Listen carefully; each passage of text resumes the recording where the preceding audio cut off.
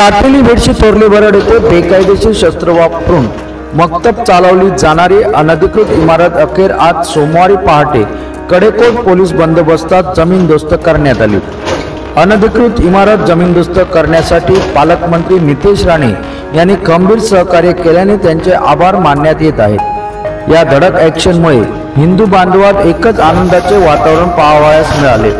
तर या सातेली बेडशी येथील स्थानिक नागरिकांनी या बेकायदा इमारत व केला जाणाऱ्या कृत्यावर वेळीच ठोस कारवाई झाल्याने सर्वांचे आभार मानले आहेत। सातेली तोरले बरड येथे एका अनधिकृत बांधकाम केलेल्या घरात काही दिवसांपासून शस्त्र प्रशिक्षण व मक्तब चालवून 7 ते 10 वयोगटातील मुलांना उर्दू अरबीचे शिक्षण दिले जात असल्याचे समजतात हिंदू संघटनांच्या कार्यकर्त्यांनी व स्थानिक ग्रामस्थांनी हा प्रकार दोडामार्ग पोलिसांच्या निदर्शनास आणून दिला होता।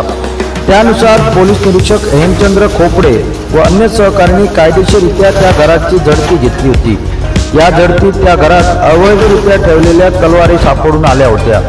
तसेच घरात मक्तब चालवून 7 ते 10 वयोगटातील मुलांना उर्दू व अरबीचे शिक्षण देत त्या ठिकाणी उपस्थित असलम इस्माईल कडेकर व बिलाल आलम शेख या दोघांना ताब्यात घेत गुन्हा दाखल केला होता।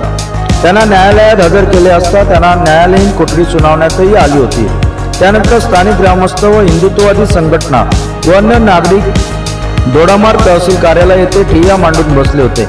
तसेच ही अनधिकृत इमारत पाडून त्या संघटनेचे अध्यक्ष आहेत त्याला अटक करून कारवाई करा अशी जोरदार मागणी केली होती। ती अनधिकृत इमारत पोलिसांनी सील करून ताब्यात घेतली।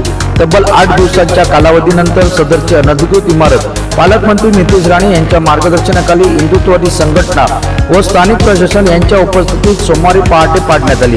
अनधिकृत इमारतीत बेकायदेशीरपणे मदरसा चालवत असल्याचा आरोप दोडामार्ग येथील हिंदुत्ववादी संघटनेने केला होता।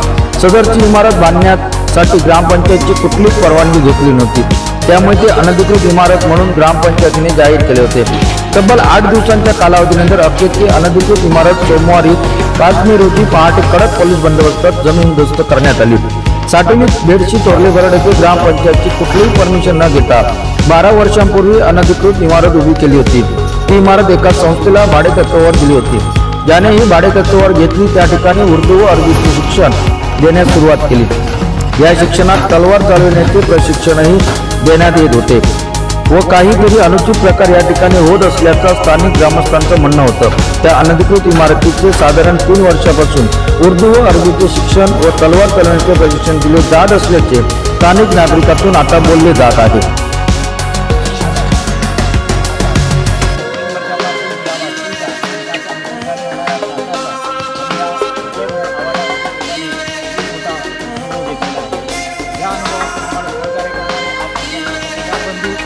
सामाजिक कार्यकर्ते त्याप्रमाणे शासन आणि हिंदुत्ववादी विचाराने झालेले माननीय